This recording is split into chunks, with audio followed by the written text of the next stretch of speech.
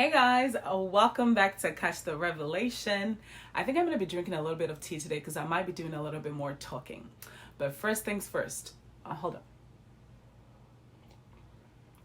So I want to say thank you so much to everybody who has already subscribed. I want to say thank you for the wonderful feedback. Thank you so much for the words of encouragement. I'm so grateful. If you haven't already subscribed, please subscribe, please like, please share, and let me know what your thoughts are in the comments section below. So today I have this hat on. I really like hats, but my hair is a complete and utter mess.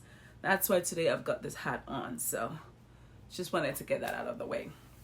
Anyway, guys, so I want to be more consistent. After my last video, my friend Wizzy called me and gave me this whole sermon about how I have to be more consistent. I have to admit, though, that juggling this with my day job is really hard, but I still want to be more consistent. So let me know what topics you'd like me to talk about. Let me know what kind of things you would like to be shared on this YouTube channel.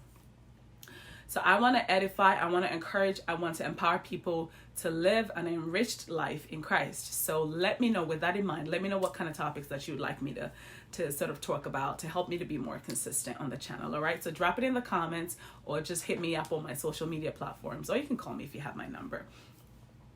So today I'm going to talk about, again, I always like to talk about things that I know, things that I'm living. It makes it easier for me to flow.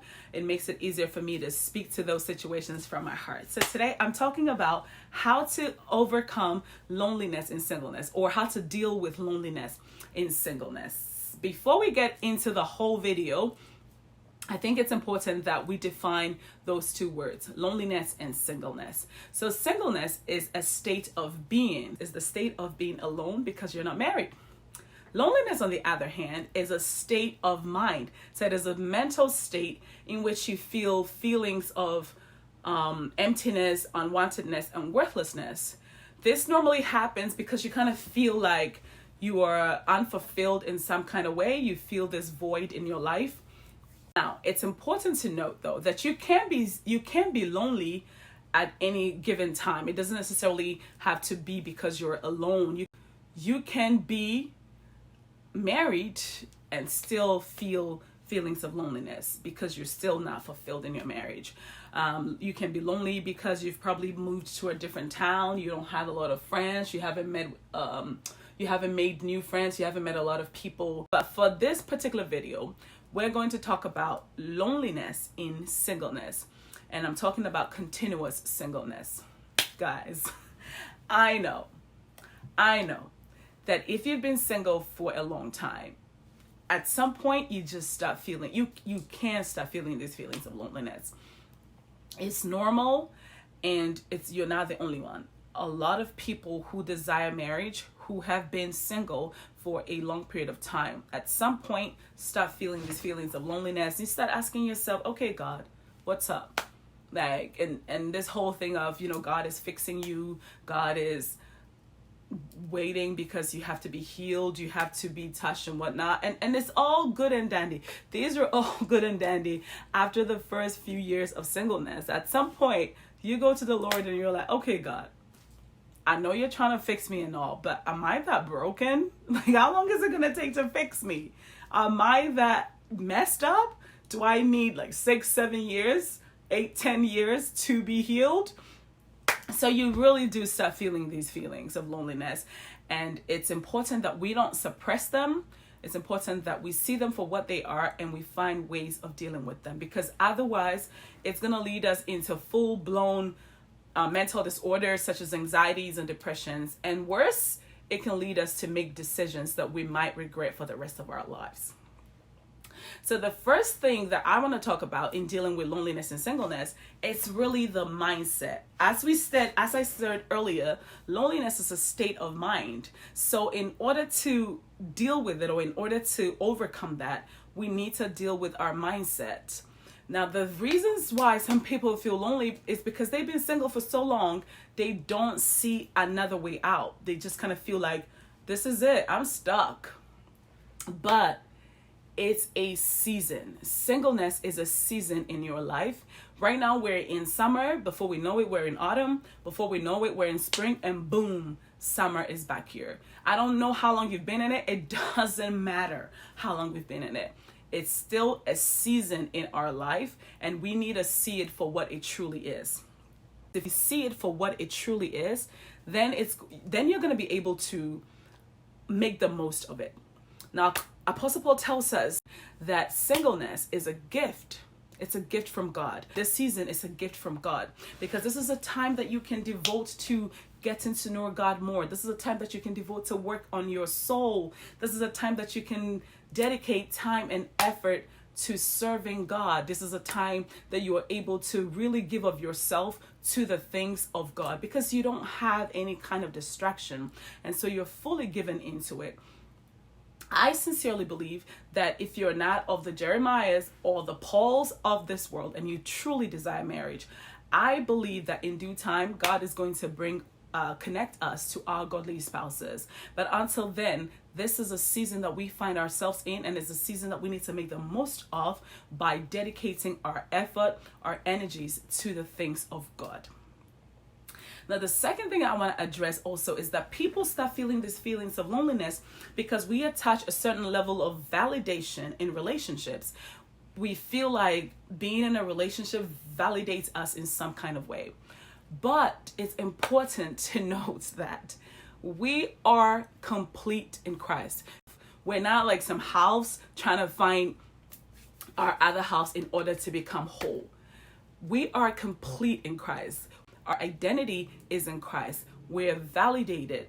We are purchased. We are loved. We are sanctified. We're justified, and we're glorified in Christ Jesus. Don't get me wrong. Marriage is important. I believe in marriage. I want one.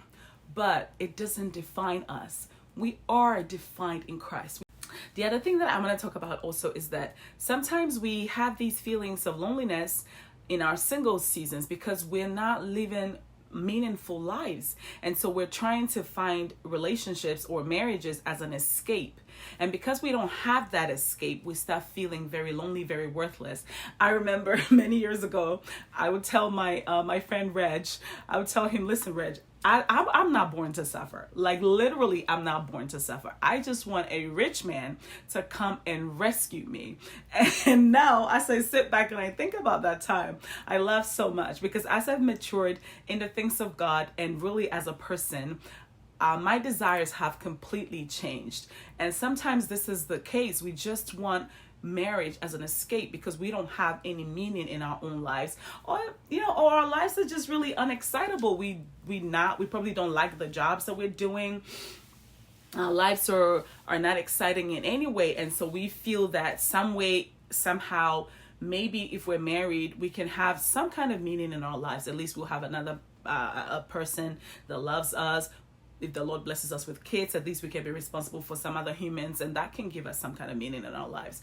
But this is a good time to dedicate to find meaning in your life. This is a good time to go to the Lord and ask Him about your purpose. Why am I here? What is His calling for you? What is your purpose? This is a good time to cultivate that passion that is in your heart.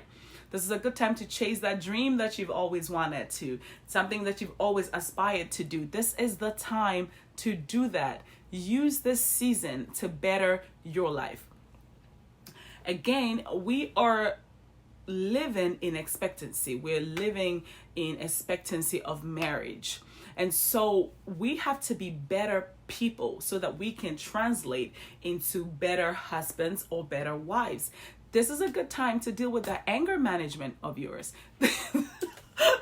This is a good time to learn how to cook better. This is a good time to learn how to raise kids. Read about child psychology or homemaking, budgeting, financial management.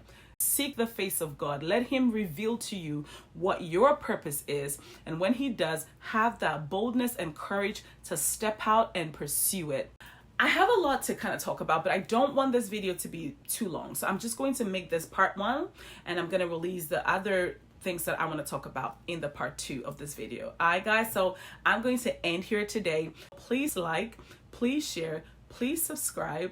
And let me know, as I stated in the beginning, let me know what kind of topics. I want to be more consistent. I want to be more conversational. I want to be more engaging. So let me know what you would like me to talk about. Let me know what kind of topics that you would like me to look into and to address and share on this platform. Okay? Like, share, subscribe, and I'll be back with part 2 of how to deal with loneliness in singleness. Until then, I'm Pearl Kafour. You can call me Pearl of Great Price. And I'll see you guys next time. Stay well, y'all. Bye-bye.